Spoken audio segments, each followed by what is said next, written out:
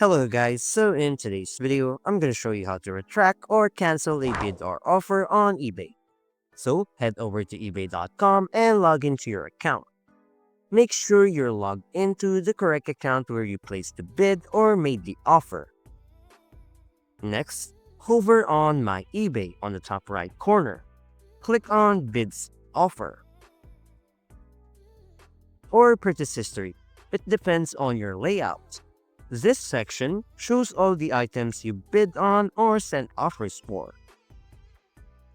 Scroll through the list and locate the specific item.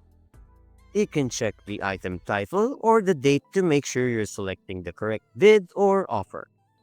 Take your time here so you don't cancel the wrong one.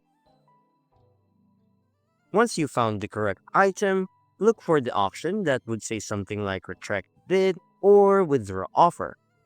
Click on it to start the process. Follow the on-screen instructions and confirm your action. Keep in mind, eBay has rules about when bids or offers can be cancelled, so this option may not be always available depending on the situation. After confirming, your bid or offer will be retracted. You can double-check again your bids or offer section to make sure it's no longer active.